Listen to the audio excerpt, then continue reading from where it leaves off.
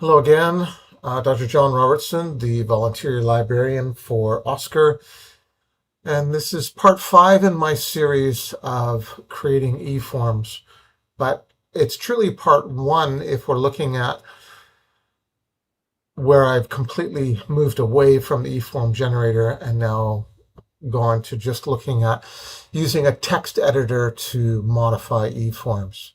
I'm still using the same mood disorder questionnaire here. Just for continuity's sake, if you've been following along in the videos. The thing that I'm going to do in this short video is I'm going to look at ways to deal with the second page. So this has one page where we're filling out some check boxes, but there is a second page here that just talks about how to use it and how to score it.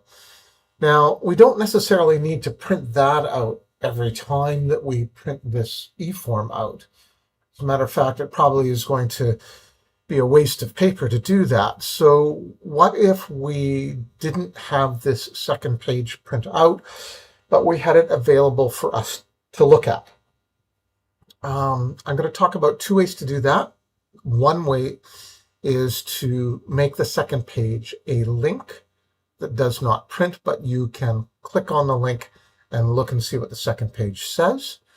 And then the other way I'm going to look at this is creating an accordion menu on the side of the eForm that you can open and close to have a look at the information that's available on our second page.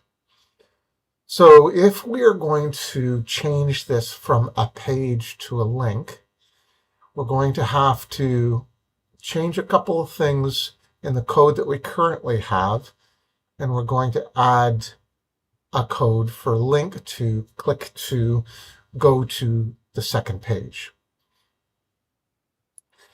So the first thing I'm going to do is I'm going to pull up the code in my text editor, and I'm using Notepad++. You could, of course, use the Microsoft Visual Basic code editor as well. If I go into my text editor here, you'll remember in the previous video that I used this code for reimage so that I could see the second page inside and outside of OSCAR. We have to tweak this code slightly if we're using the second page as a link rather than as a background image for a page. So I'm going to jump over to another form that I've made, and this is the Rapid Access Clinic for Psychiatry in Fraser Health. It's the 2017 model, and we're going to have a look at the code in my Rapid Access Clinic page, and you'll see here the source here, source 2, I've changed the name to Backpage. I don't need to do that. I could still have it as BG Image 2, but in this case I did change the name, which is fine either way. But the important part here is I've changed the SRC to an HREF, and I've changed it both here where it is after the back page, and then here as well, whether it's after the back page, and I have to change it in both those places so that it functions to show me the link rather than showing me the second page. So if I just take this 4-letter acronym here, and then I go back into my mood disorder questionnaire, and I change this background image so that now it's the 4 letters instead of the previous 3 letters. That means that this is going to now be a link rather than a second page. The next thing I have to do is I have to create that link in the eForm. So I'm probably going to create that link somewhere it's easy to see. If we look at the eForm and I look up to the top here, I could put it off to the side, or I could put it right above the name. Either way would be fine. I'll put it off to the side here so that it doesn't distract from the eForm.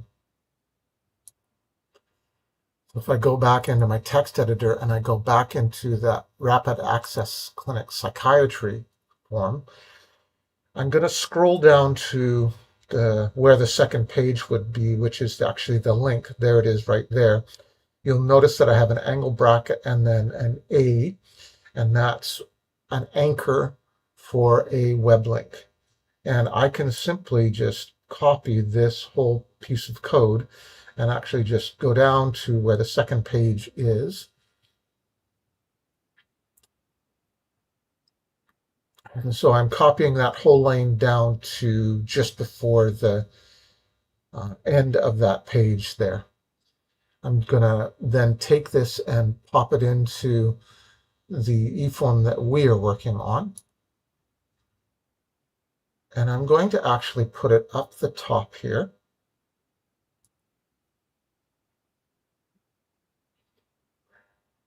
I'm going to have to change this to background image 2 because that's what I've got here. So let me just copy that. And I'm just going to change this here. I have a class do not print to, and we're going to have to put some code in so that it doesn't print the link, the actual text of the link, when I go to print this eForm out. This link class, we'll get to that in another video. We're not going to bother with that just at the moment, but I do need to decide where I'm going to place this. Now, this width of this eForm is 750 pixels, which you can see right here. So if I want this off to the side, it has to be further than 750 pixels. So I'm going to change it to 760 pixels. And then I'm also going to change it to right up at the top. So maybe 10 pixels from the top. Now the width and the height we can manipulate, but I'm going to need to change this bit here so that it actually refers to my web page. So let's go down to where I've got the second page here, and this is the bit that I need. So after the curly brackets, up until the period before the PNG, all of that information. And then I'm going to go up to the link here. And again, after the curly brackets and all the way up to the period before the PNG, and change that. Okay. Now, target blank, that means that it's going to open up in a new page. And then I've also got a title here so that when I hover over the link, it'll say back page. You can use Control P to print. Now, if you're in a Mac, that would be Command P. But when you go to open up the link, if you actually wanted to print the link, you could use Control or Command P to do that. Now, if I've done that and I have a background image here, I don't want a background image here. These are both named the same, and that would be confusing for the code to have two IDs that are exactly the same. So I don't want, I don't need the second page here, and I don't need this image. I should keep all of these hidden values. Some of these are going to be used for other things like signatures.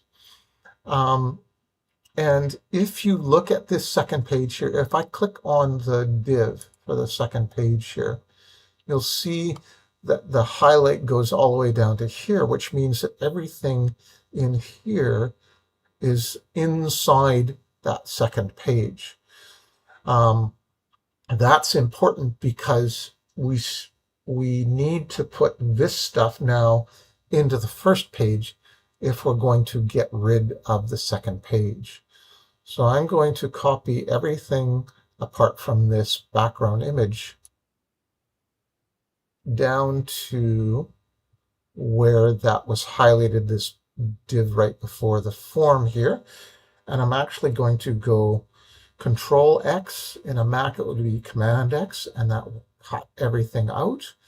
And then I'm going to put it inside my first page. So this div, if I go to the first page here and click on div, then that is where the end of the first page is. So I'm going to paste everything inside that first page. Okay, now I can completely get rid of this second page.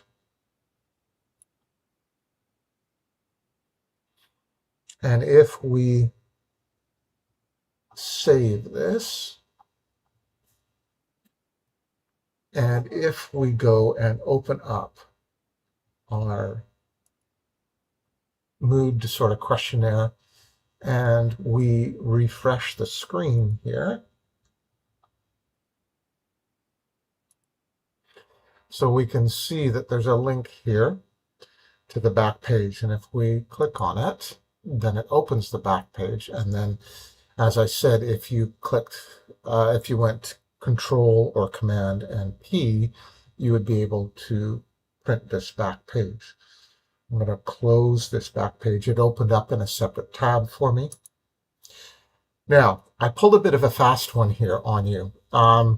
This link here initially didn't show up when I opened the page. And the reason for that is I didn't put any text in with my link. So let's go back and see where I cheated and show you what I'm talking about here. So this is the line, and it's got that A at the front for anchor. And then at the end here, there's the angle brackets with a backslash and an A. Initially, I did not have this bit here where it said back page instructions. I had copied and pasted that from that other Rapid Access Clinic psych page.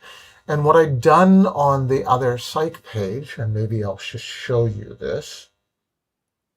So in the Rapid Access Psychiatry Clinic referral form, down here at the bottom, it says, please turn over. And I just made the link as a box around this please turn over. I didn't actually put any text in there. I used what was already in the image.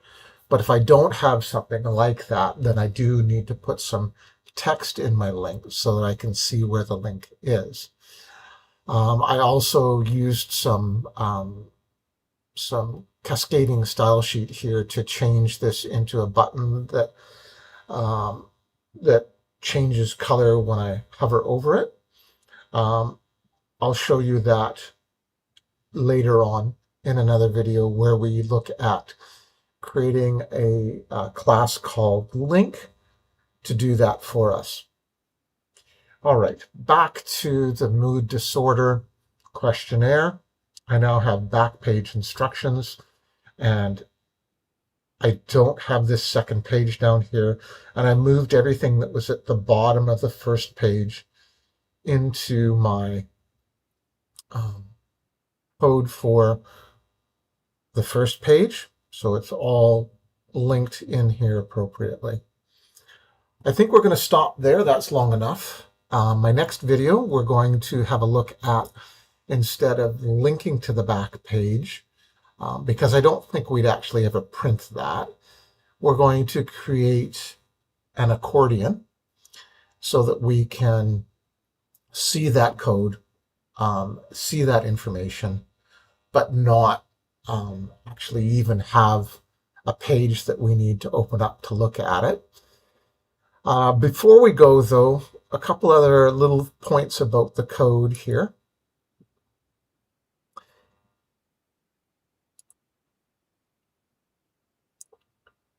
In my code here, I've got do not print to, and I've got link.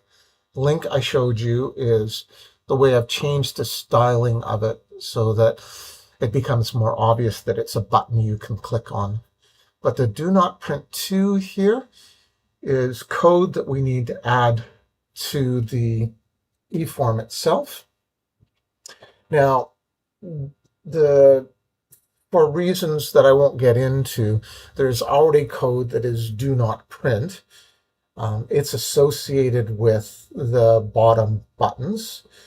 Do not print to is basically a repeat of that code because of some of the links with some of the other code that you'll find, like faxing and where the buttons for faxing go. I have created a separate class called do not print to, which doesn't confuse where the fax buttons go.